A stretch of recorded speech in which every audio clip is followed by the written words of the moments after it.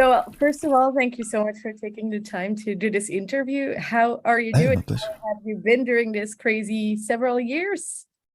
Yeah, good now, and it's been good. It's been, of course, crazy, but at the same time, very productive. Like creatively, it's been very exciting. A lot of time to do weird projects like the one we're talking about today, and things like that. So that in that aspect, it's been great, but frustrating and weird to be home for such an extended period of time, which has been great, but yeah, it took some getting used to. That's for sure. You Yeah. know. Was creating the halo effect, was that sort of the silver lining of this whole pandemic period for you? Yeah, but it was like because we started it, or we began it in late 19. We started doing some demos and just have had some fun because I was in kind of writing and recording mode anyway. We were just finishing the writing for the Dark Tranquility album, and I was like, okay, I might as well do some demos. I'm still just writing anyway. And then we figured like, okay, this is cool, but who knows when we're ever gonna have time. But and of course, as soon as I finished the latest Dr. Willie album, which was in April of 2020, the pandemic was in full effect, and all of a sudden, like, yeah, there's nothing we can do. There are no plans. There are no nothing in the calendar, so to speak. And so, yeah, then that meant we just had more time to actually do this and do this for real. And it was awesome, just being able to take the time we needed. Like there was no time constraints, there were no deadlines. It was just like, hey, let's do this for as long as it takes, and that was very refreshing. And I think starting out like a new band like this, I definitely needed that time. So blessing for sure. It was such a great thing that came out of this kind of misery overall. Yeah, So it I was a think good way to yeah, I was like, like in a COVID bubble here with the family, and then in the DT studio and the Halo Effect studio, and then also like the Grand Cadaver studio, we did an album as well. So that's where I spent 2 years. well, more productive than the most bands, I would say. But anyway, yeah. Speaking of starting a new band and such, one of your bandmates, I don't remember who, in an interview, he said that it was fun for him to have this first band, experience again, sort of, where you start something from scratch. How was that with you? No, but it's the same. Like, you know, um, yeah, like, I've been with the, I started a DT 30 plus years ago.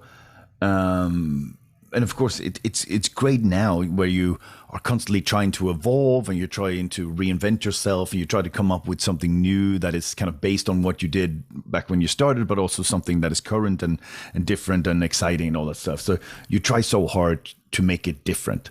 Whereas with and that's and I love that. I love that challenge, But here it was like, hey, we start something new. No one has any expectations. Nobody knows about this. This is just us in the weirdest time period of our lives in a studio together, like for the first time in forever. And first and foremost, we're just fun hanging out, just being together again and just like hanging out and talking, because we really get to see each other. We all live in the city, but it's rare that we see each other, even though we've known each other since we were teenagers. So that was one of the highlights for me, just be in the studio and see, Niklas and Jesper write together. And so it was, it felt, like, and we laughed about this. We could have started this band in '92, and we just waited 30 years for to have the experience to do it properly. But it is fun when you're, yeah, totally unconstrained, When we eventually got the deal with Nuclear Blast, they just said like, go for it. Here's money so you can record as long as you like. Go for it. We trust you. And that is something that is amazing to have, like that level of confidence, and also, yeah, the trust that was given to us, and also, and then being in the studio together with people I trusted, and they trusted me, and so yeah, it was so easy and straightforward, and something I really, really appreciated and loved. now you mentioned in other interviews as well, and now as well, that it's all about friendship, and Yeah. it made me wonder, how important is it as a musician and like a public figure maybe to have friends who kind of went through the same process in life? Yeah, I mean, of course, I mean that's how everything starts in the beginning. You know, when you start a band, you started with your closest friends, whatever. You know, and when we started DT, it was just we lived on the same street and we were best friends, so we always hung out anyway. So we might as well start playing. You know, and like in the late '80s, you know, that's when I met Daniel, Peter, and Jesper and Niklas. You know, Daniel was my brother's buddy in school, but he was also kind of into metal, so that's how we started hanging out. And Peter was my buddy Anders' little brother, so I've always met him, you know, whenever me and Anders hung out. And Jesper I met outside of one of the earliest metal shows I went to, you know, and he was sitting there like totally geeking out and trading demos with people, and that's how we met. And Niklas was in a cool thrash band that I really liked, and before we were Dr. Tranquility, we opened up for Sarcasm, which was his first real band in '90. So that's when it all kind of began.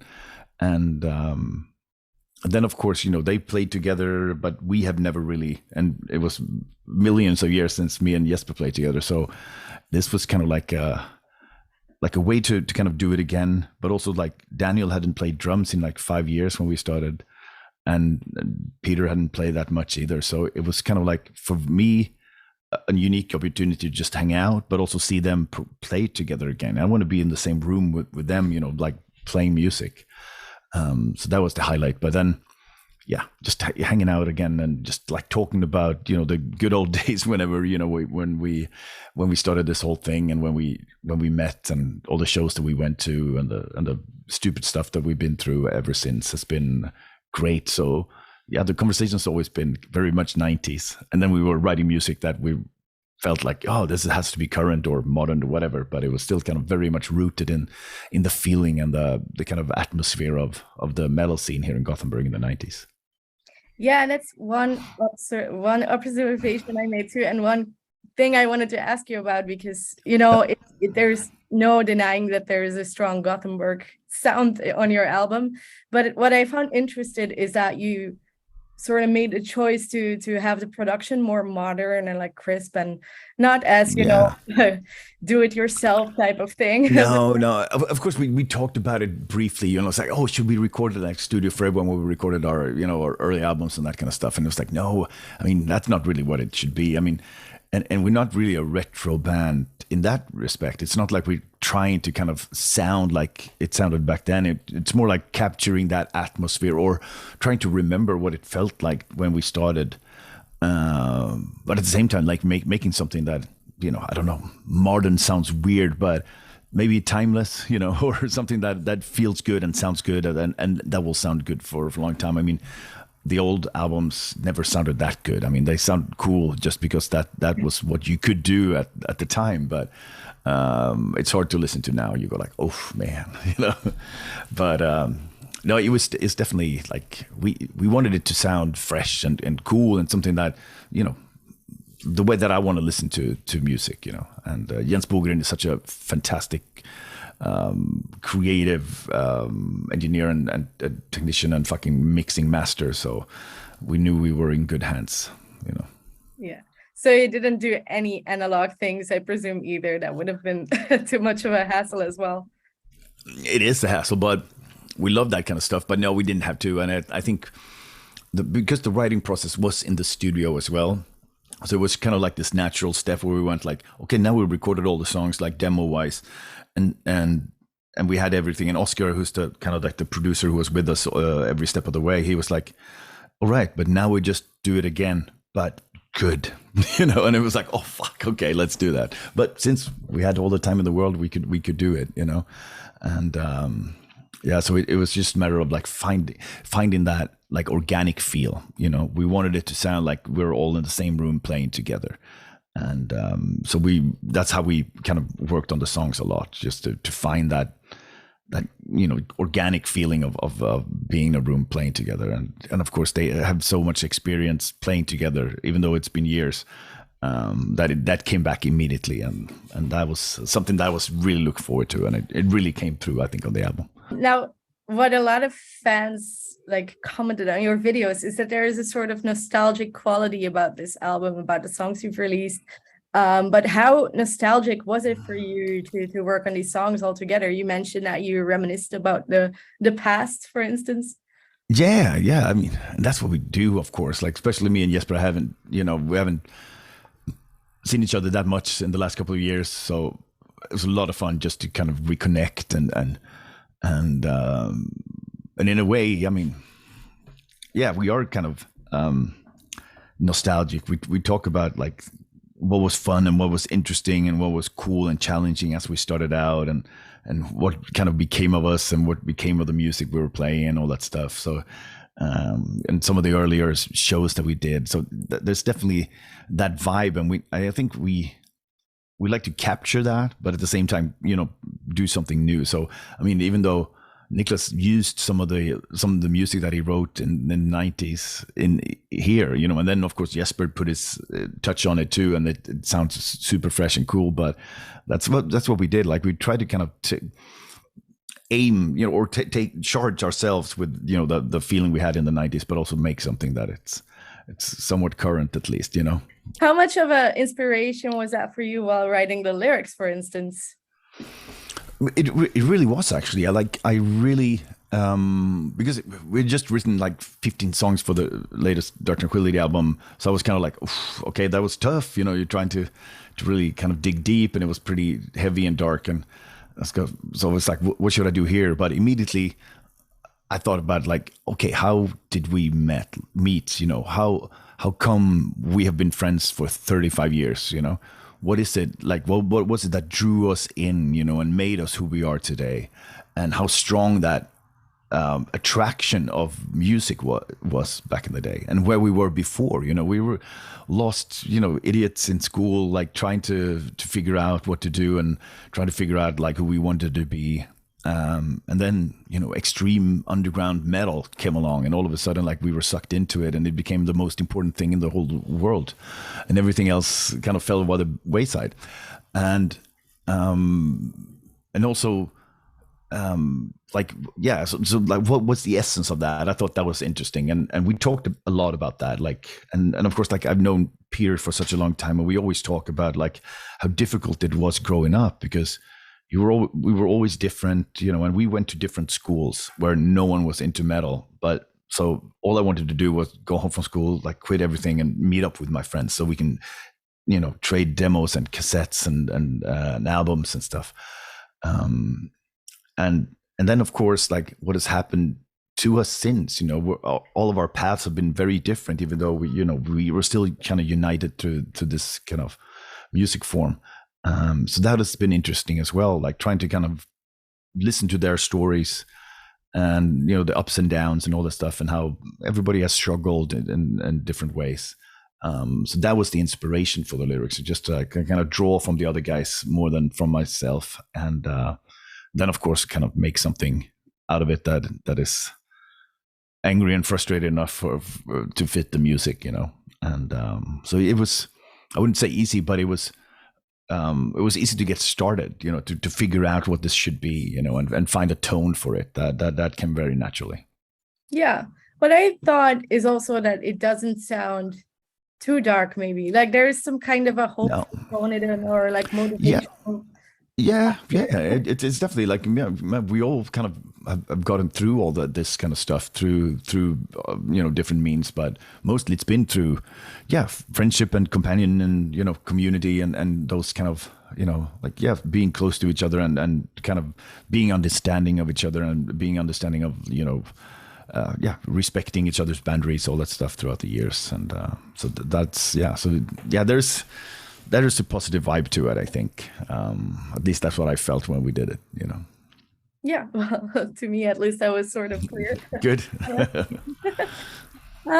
So do you remember what was sort of the first song which you wrote together that was finished? Kind of, yeah, because Nicholas sent me like two songs, I think, at first, and that was Gateways and Shadowmines, or Feel What I Believe. I'm not sure. And I was like, hey, this sounds cool. This is heavy. We had talked about maybe forming like a stoner rock band at one point, or playing some like doom metal. So parts of what he wrote with that in mind became Gateways. And I just, I was sitting here listening to it, and it's like, oh, this is groovy, this is cool. And I just wrote some bullshit lyrics and recorded some stuff and just sent it to Nicholas, and he was like, all right, cool, this is awesome. And then that's when kind of Peter and Daniel and Jesper came in, because all of a sudden I get a phone call from Peter going like, have you started a band with Nicholas? It's like, no, I recorded vocals for once. What do you just, I want to be a part of it. Okay.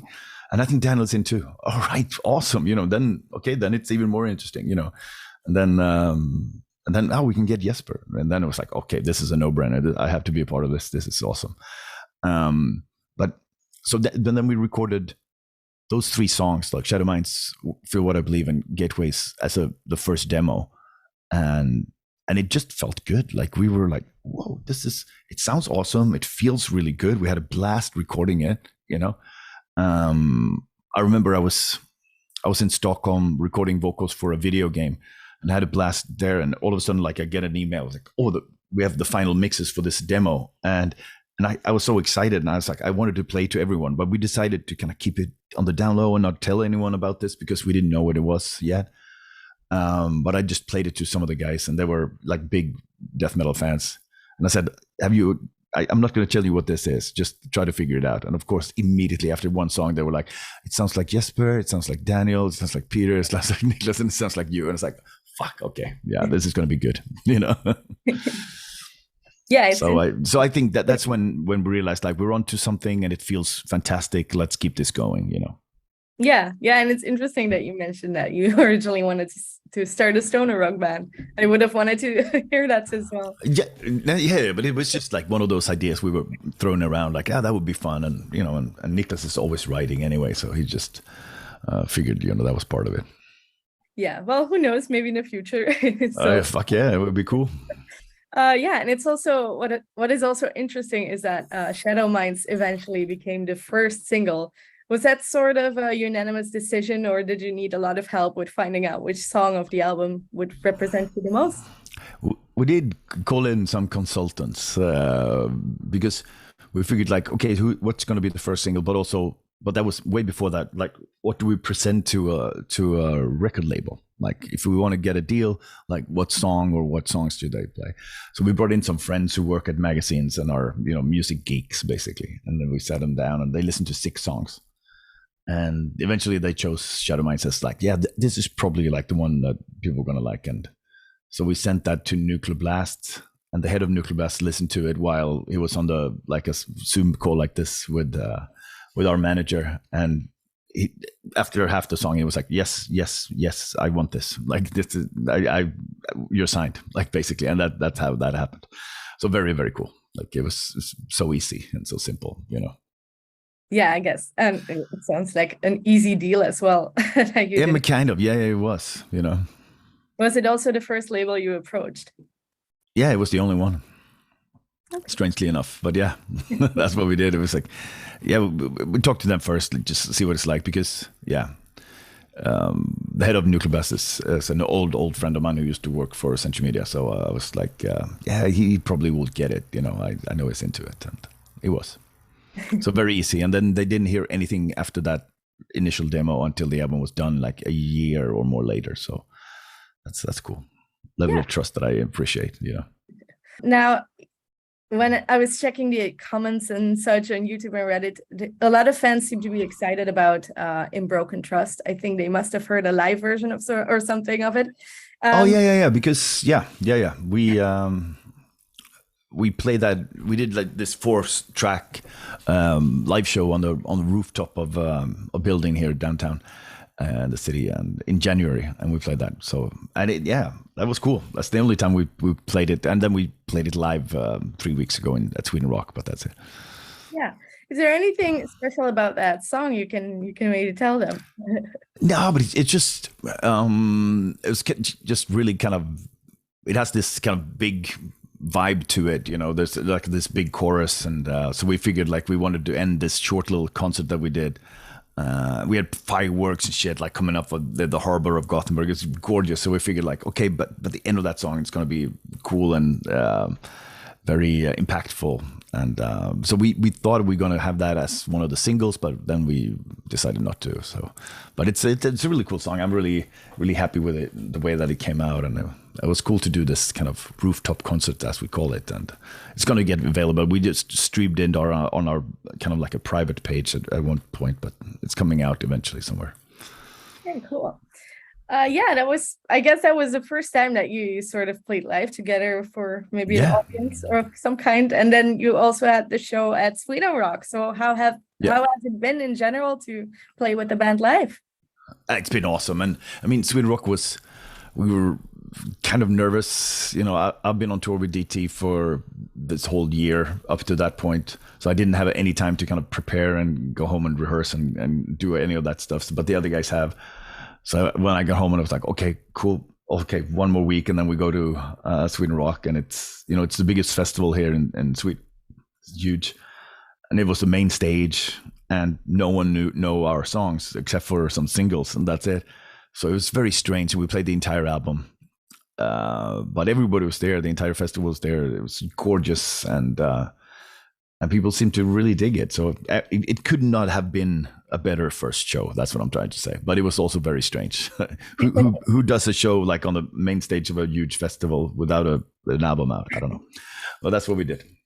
So it was cool. And we have some more shows this summer. And then once the album is out, we start touring for real. And we're doing this tour together with Amon Amarth and Machine Head in September, October. That's going to be super cool.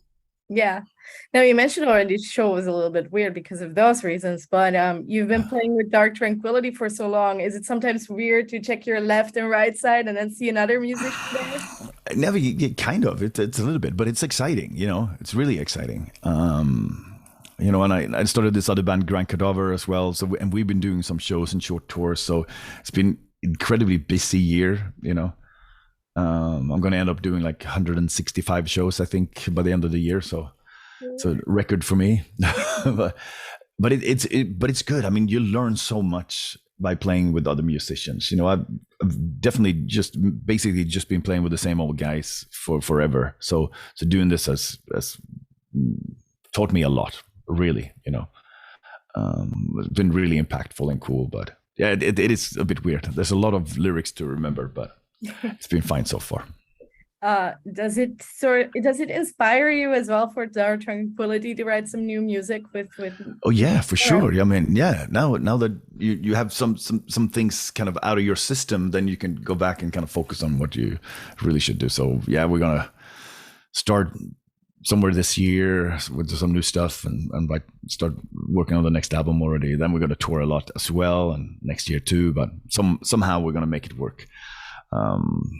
There's so much catching up to do now that after the pandemic, is that there's so many tours that got canceled and shows that got canceled. So we have to make up for lost time. Yeah. Yeah, exactly. Now, I also mentioned on the show at Sweden Rock is that you didn't follow the track listing of the album. Is there a specific reason for that? There was. I think it was, you know, sometimes it's, you know, the way the guitars are tuned, so you have to kind of that kind of stuff. And then also, depending on the intros and outros that we have, it was something like that. We knew what song we wanted to open with and close with, and then we just yeah. So it was different, but it was just because it felt good, you know, and playing then in this exact same order as the album would. Maybe that's something we can do in the future. I don't know, but we just wanted to end with Shadowmines because that was the first song that we released, and then that then we changed it up after that. Yeah, it makes sense. Yeah. Now, you also mentioned the upcoming tour with Amon Amarth and Machine Head. What can fans expect? I presume you're going to play the whole album maybe again. Almost. Yeah, depending on what we have time for. But yeah, it's going to be super cool. I mean, it's going to be huge, cool places. It's awesome to... I've toured with Amon Amarth before, a couple of years back, and it was fantastic. And I think it's the perfect audience for this band. It's a perfect way to kind of introduce ourselves to Europe, to the, you know, cities in Europe, and Yeah, we're just gonna have a blast. Just like, it's gonna be so much fun. Like, yeah, I'm really looking forward to it. And like Daniel, he hasn't toured or been on stage for 7 years, and like we just did this one show, and he was like, I couldn't stop crying, like tears of joy, like constantly. And so like touring and doing this again after you kind of course they started to miss it, you know. It's good to kind of, oh man, finally I can be home and, you know, take care of myself and do all that stuff. But at the same time, there's been like an itch in the back of their mind going, it's like, it would be nice to just do one cool tour, you know, or 2 or 3 or whatever. So that I look forward to as well. Just even though I'm going to be touring all year, but for those guys, it's just going to be this one, and we're going to make it count, basically. You know? Yeah, I guess that itch is kind of normal if you look at those older bands like Scorpions. Who of course. Yeah, exactly. So yeah, I'm dying for this. It's going to be fantastic. A lot of these bands that are, you know, from different groups, in your case it's All in Flames, they're also like covers maybe, but I guess that's not really your goal, because you want to be no I realize that there's an expectation for us to do that, but I don't, it's not really in the plans. We're going to focus on these songs that we've written now, and we already have tons of more materials. You want to keep doing that. It would be weird to do covers or, you know, like old songs like that. It's like I don't see it. I don't. Maybe people think they want that, but I don't think in the end they do. So no, I don't think that's going to happen. It would be too weird for me. Are you looking forward to be able to share the bus with your buddies, basically? Yeah, but that's what we talk about as well. Like, oh, that's going to be fun, you know. Even though, you know, I've done it before, and they guys have done it, obviously. But it's going to be like a nice, cool, relaxed atmosphere, and also like, yeah, there's no expectations other than people want to hear the songs, and yeah, we can just really relax and just enjoy it, you know. It's not like we have like a long back catalog or anything like that. And, you know, it's just like, we're just going to go out there and enjoy it as much as possible, you know? Yeah. Anyway, I think that's it for my questions. Do you have any last? All right. You want to share? No, I'm just super excited. You know, we've been waiting for such a long time to release this album. This kind of like promotional cycle has been long and frustrating for me. So finally it's happening, you know, like a couple more weeks and it's out, and yeah.